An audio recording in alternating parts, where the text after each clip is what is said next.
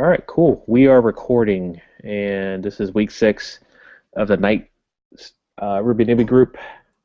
So far, we had a 2-week break, kind of made everything kind of different, starting a new job and also moving cities unexpectedly. I knew I was going to be off 1 week, but then the next week I had to be off inadvertently, not having any internet and all that other stuff.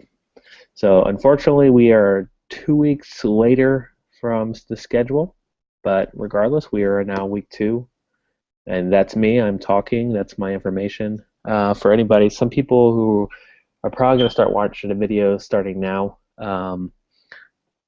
have been reaching out to me in the past few weeks. I kind of got some feedback because my blog posts of getting a new job, and I guess now people are probably trying to figure out what's going on, so just going to let you know the Odin project. If you Google it, you'll find it.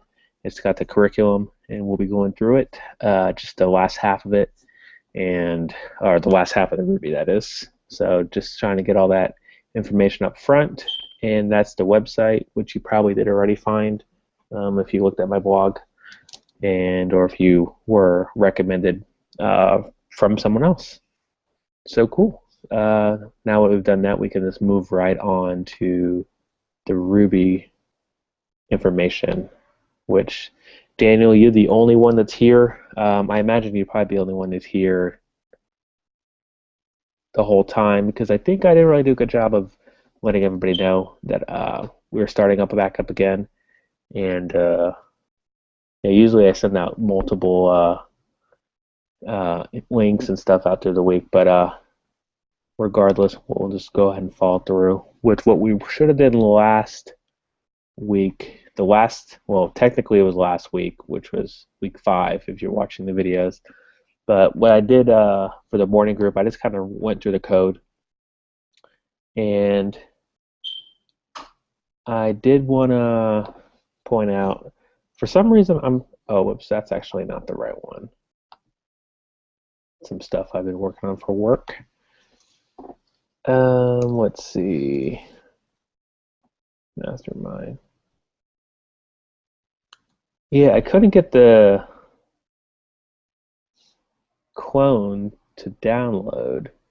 I was going to run some code because mine's actually not complete for the tic-tac-toe, but we'll just go with what I already have down, and I'll have to figure that out later. But cd, oops.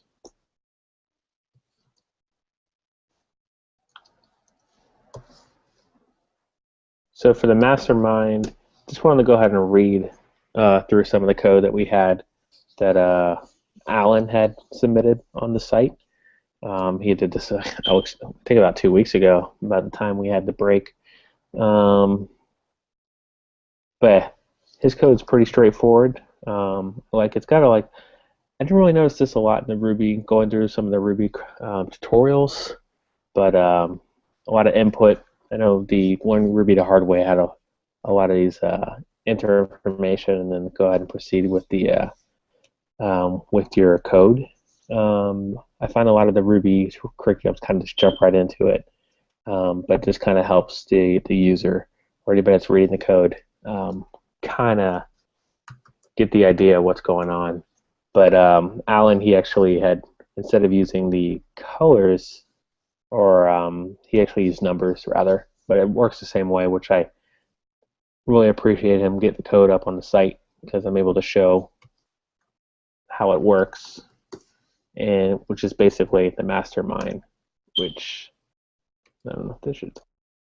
So that's it there. Let's just walk through his code like I did this morning.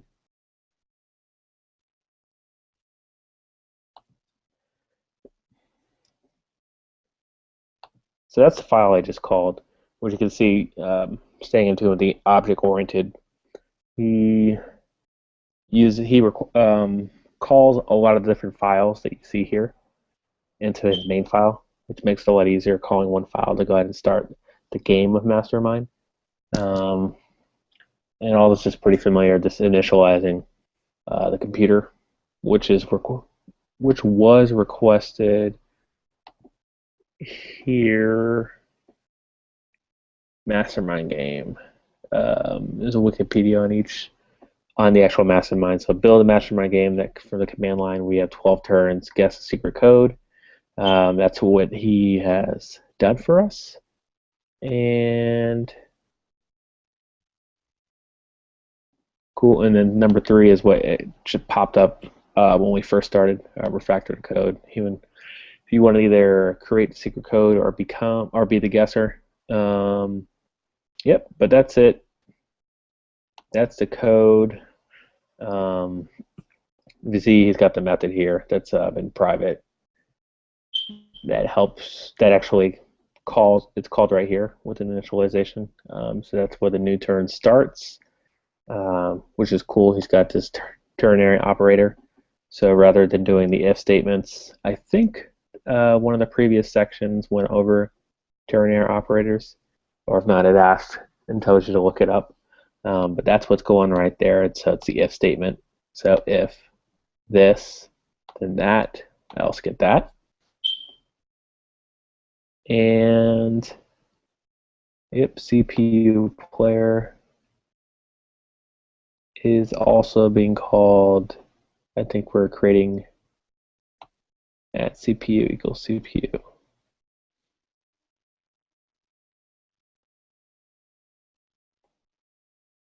I'm curious what he's using for input. This is he requires input, but I wonder what if he's using the Ruby's get method for getting input from the console, or if he's using something from Highline, which has a say or question feature. Yep. Can you pull up that file? It should be right in the same directory that you have there on Yeah. the repo. He's got his input file here, input.rb. Yeah.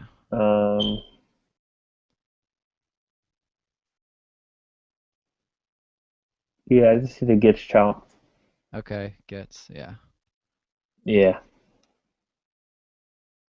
So that is, and this is to get enter your code. Please enter your guess.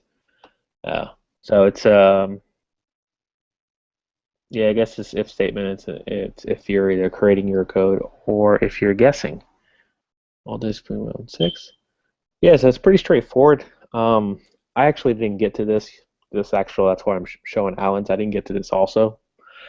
But yeah, it's good to read code, which I wanted to mention while we had that little 2 week break. Actually, I think towards maybe right after. I think I was about to leave to go on vacation, and I ran into, or I think I heard it from the podcast, which where I did actually see it. So feel free to, I mean, anybody watching, feel free to read through more of his code to kind of get what's going on. But what I was trying to get at with the reading code this week, rather than walking through actual writing code like I did a couple weeks ago, which was like much harder to do. I'm just saying, where are we at? Week 6. Here we go. There's a video which might start playing that I linked in the transcript, which is available on the rubynewbies.org site.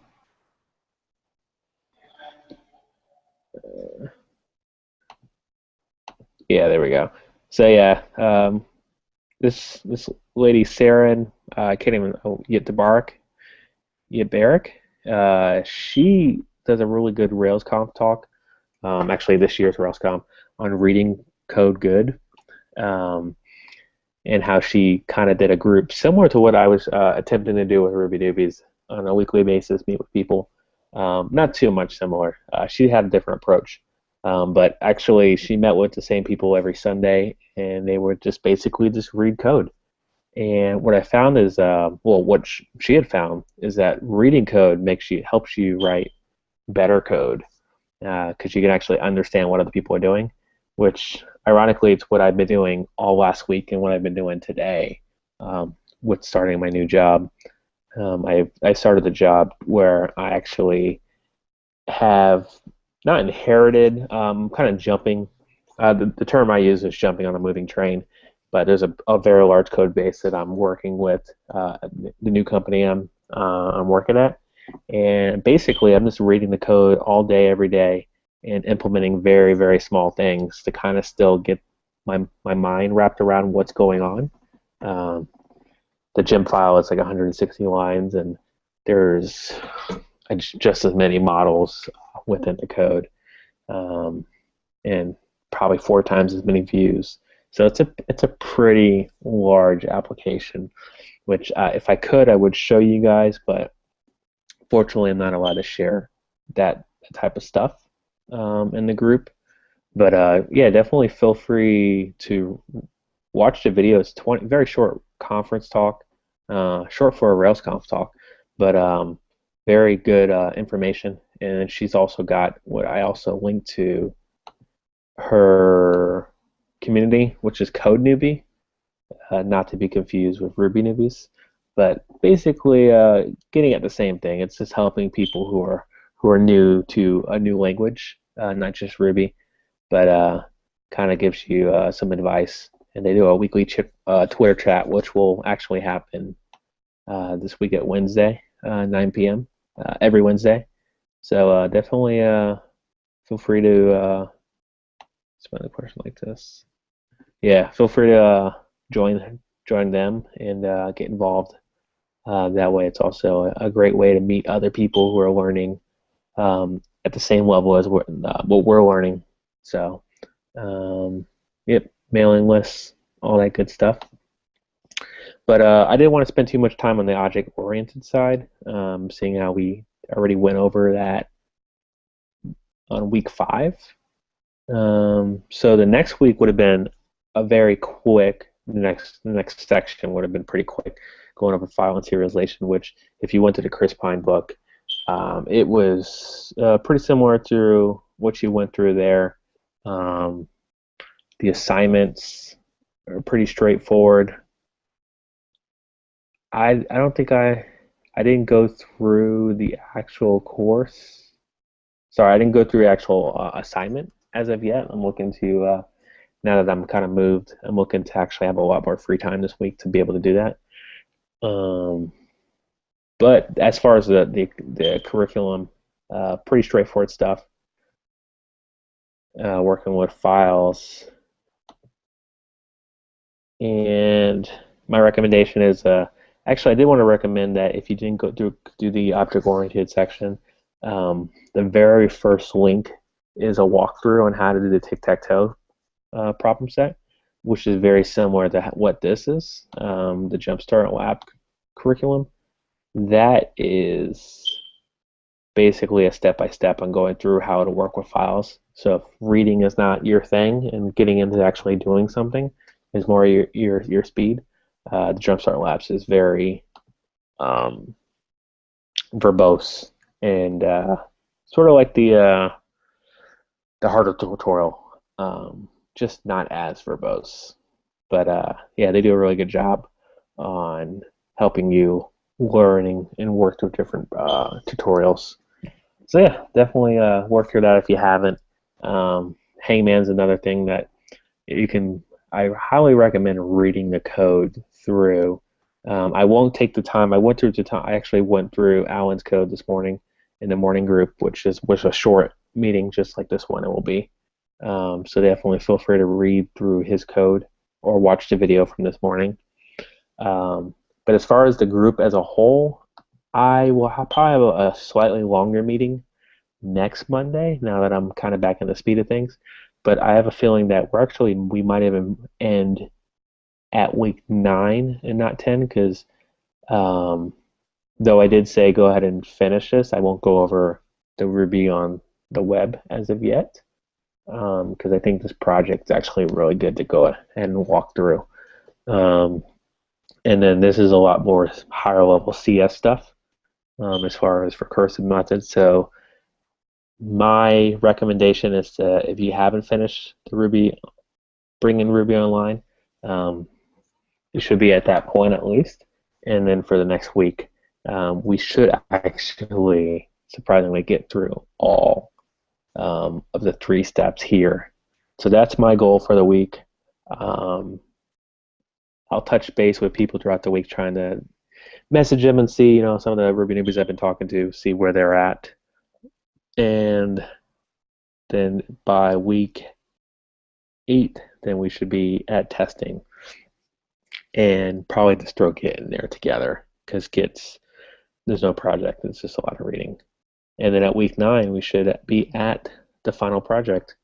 Um, Having the extra 2 weeks, my assumption is that a lot of people who are going at the same pace as me might have already gone through all of this because ideally we would have been past there. But, sometimes life happens and you got to adjust, which is cool. But as far as the recording, I'm going to go ahead and stop it there. Definitely feel free to reach out. I love when I get emails on questions. It kind of helps me keep me on track. Helps me remind me that, hey, maybe I need to start doing certain things or whatnot. Or I just like asking questions or answering questions. And the beauty is that I'm available literally all day because with the new job, I am now literally at a computer doing nothing but Ruby in Rails, which is awesome. So I think that will be it as far as the recording. And definitely keep in touch and follow the group and talk to you later.